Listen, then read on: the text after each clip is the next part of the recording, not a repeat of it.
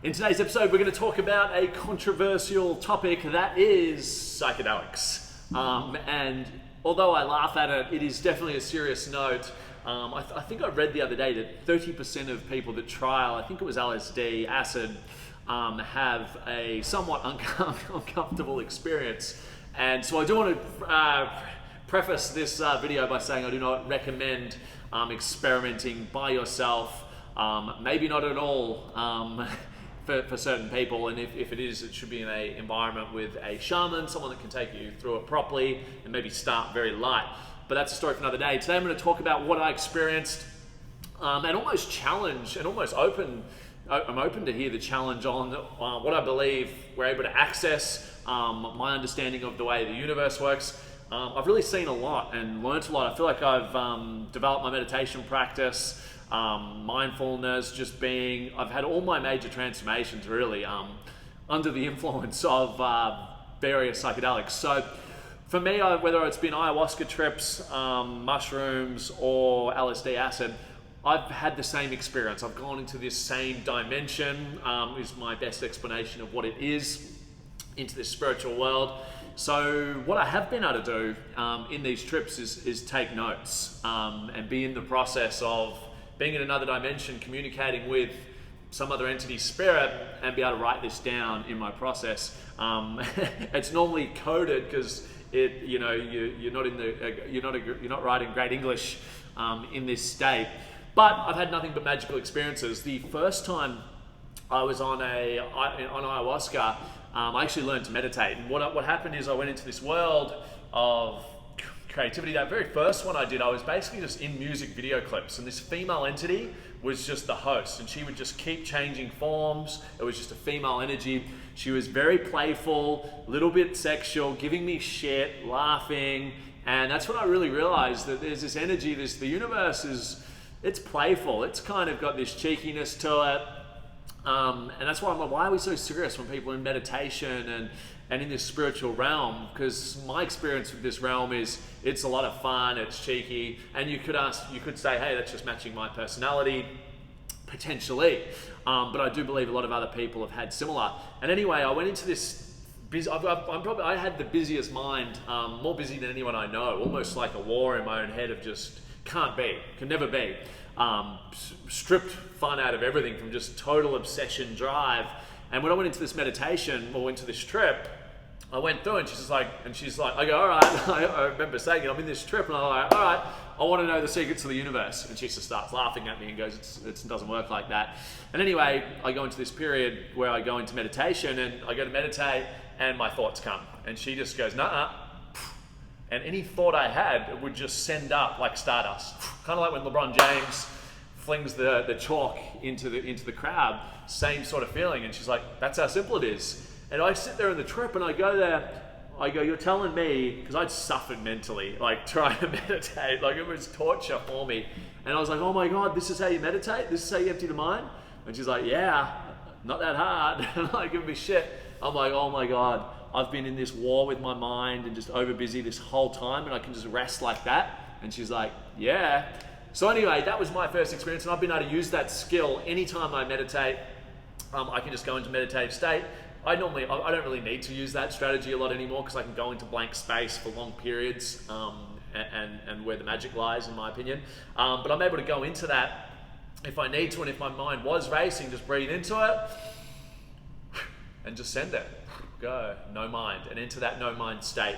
And would I figure that out without psychedelics? I probably at some point if I push through, but I was able to open new pathways and go into this incredible space, and it really helped my whole meditation. During that weekend, because I did it multiple times on the weekend, I experienced some form of oneness. I become the ocean, so I just could feel, I was all the trillions of billions or whatever infinite number of pounds of force comes between the ocean. I found that I could feel the temperature. It would hit the rocks and I could feel it. I became the rocks. Like I literally had this, and that was my first, I guess, understanding of we are one. We're all from the same dust. Everything is interconnected. Somehow I was able to be a whole bunch of things.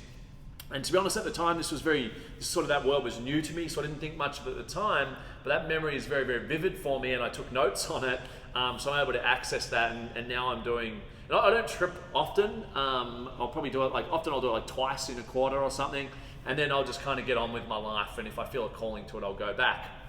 So that was my first understanding, which was magical. The more recent trip I've had, which was on a combination of acid and mushrooms, which I highly do not recommend mixing. But anyway, I went out, and I definitely do not recommend going out, because I have seen people lose their mind and go in psychosis, semi-psychosis before. And I described bringing the person back while I was tripping as I feel like I carried someone through the Kokoda Trail on my back just to get them safe. So it is not a thing I recommend for most people. For whatever reason, I've gone into it and been fine and been able to bring back messages of some shape or form from somewhere. But the most recent time was the most magical. I went out on just a little bit of that, and I had this spirit guide, this voice, just talking to me and commentating all day. And I had this magical experience of how to be, and it really made all these books started to make sense. Eckhart Tolle, The Power of Now, etc., etc. So I really understood the power of no mind, just be in the mind, and I actually got exposed all my impulses. So I'm quite impulsive, like go, go, go, need, do, excitement, adventure is kind of my life. And I'm sitting at the bar, and I'm like, oh, need another, and it could cut me off. No, you don't, just be. And I'm like, okay, like a naughty kid. Don't touch, be. Anyway, I had that voice coming through me. I'm like, oh, we're going to go to new... No, you don't need to go to a new venue. Just be. Oh, where's... Doesn't matter where he is. Be in the moment. Be present. Oh, no, you don't. So this whole trip, this whole night, anytime I'm impulsed, we need to... No, be. I just had this thing steering me into the be. And similar to that meditative experience I just talked about, I was just like, oh my God, this feels... What have I been doing my whole life? I've been exhausting myself out, missing the moment my entire life. This is the power of being. And this is where it gets crazy, and some of you skeptics may think I lost my mind. From there, when I would be and have no mind and just be, I could feel this very heavy pull. And we got guided this entire night with no desire, complete desirelessness, and we could feel this energy pulling us to different bars. And it was like a Friday night, you couldn't get anywhere, and we just kept getting in everywhere. I remember we were going to get into a venue, and the person in front of me was paralytic, and the guy sort of looked at the ID and said, doing the full look, how many drinks you had? And anyway, I felt like I was 10 times I was on Mars, so I'm like, my night is over here. And the guy just went, go through, didn't even look in my eye, did not make eye contact. And there was some when you're in the now, I believe that there's an energetic guide that you get from either spirit or the forces of nature, probably both, that kind of guide you through certain scenarios. And we had one of the most magical evenings, which I won't go into full detail to on this video, but I could feel this pull of the universe. And if you look at a lot of spiritual texts across all religions and philosophies, you can generally find that when we empty the mind and we find stillness, and this is a big Taoist belief, this is when the spirit enters. The spirit can go, it's like we harmonize on a vibrational level, is kind of how I would explain it. And when we are in the no mind, we go back to harmony. We're in connection with all spirit, our own higher spirit, the force. And obviously on these psychedelics, you're more intuitive to that, probably more open, but I understood, hey, and now I bring this practice into my day, just be. Breathe, just be. Enjoy just being here on this table right now. And not being so full of desires all the time. And then the magic in this. And what's funny about that is about maybe 8 weeks before that, I did a deep meditation on the mountain, no psychedelics. And I've been practicing this tranquility, no mind, going into this black space. And I noticed after I went into this black space, all these synchronicities and all these people started contacting me that day about different opportunities. So I was like, what the hell happened today? There's all these people contacted on a Saturday afternoon. I put nothing out there. Something spiritual was connected. And that's happened a couple of times. And then when I was on this trip and I could see the guide, and then I could see that in this no mind, I was actually connecting and entering, actually I was in Byron Bay, but I entered this room energetically and was seeing things on creativity, some guidance on what we should do actually in this room. So that's when I started thinking, wow, when the power of no mind, and we just come into the body, come into the heart, and we connect with spirit, we are magical. There is a telepathic connection to all beings and all things, and we have these powers maybe that we're not used to. And the skeptic in me sort of says, how, what was this voice? Was this a figure of my imagination? And, you could definitely make that argument, but I think the common trend that the amount of people over the ages that have been on these trips and seen similar things, I don't think all our minds, I don't know, I'm not skeptical anymore after experiencing it.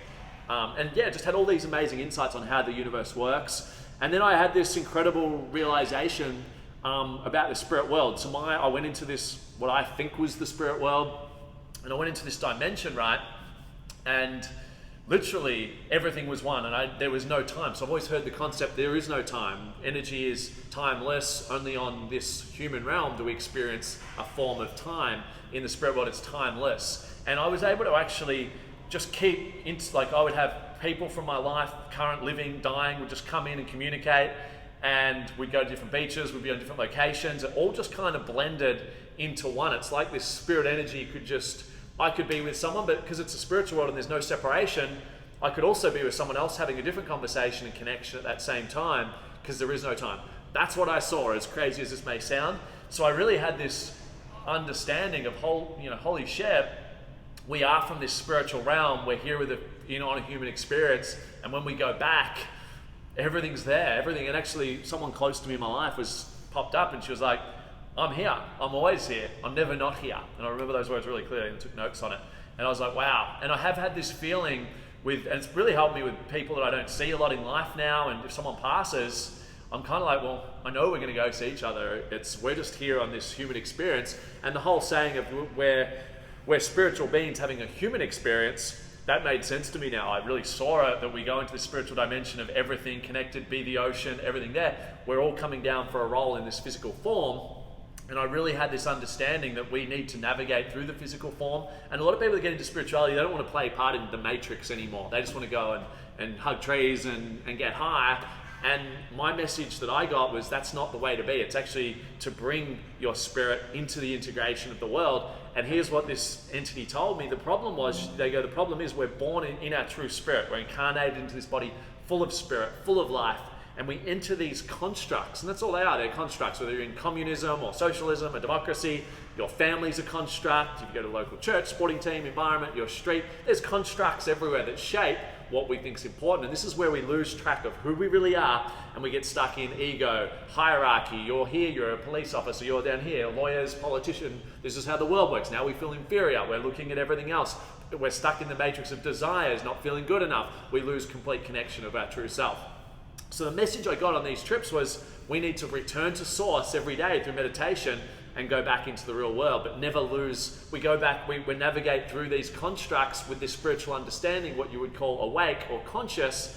And this is the secret of life, is to help everyone be more conscious, be more love, light, compassion, understanding, peace, calm, bliss, all these amazing things, and bring that to the constructs that exist. It doesn't mean we don't have to live in these constructs and, oh my God, the whole world's bad, like a lot of people feel right now.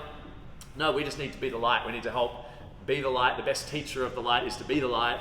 And this was all very clear to me on this weekend-long journey. So that were the major lessons that I wanted to talk about today, and really life-shaping. Like I really feel so liberated. And actually, one last point. We were going down the main street with people, which I don't recommend, and me and my buddy were like going, wow. We're looking around and we're like, wow, everyone thinks this is it. Like, that's why they live so tense and so angry. They're so caught in this construct. They don't understand that we're these great spirit, who they are, and we go back to this spirit world. And so they're so tense and scared and just caught in this is everything.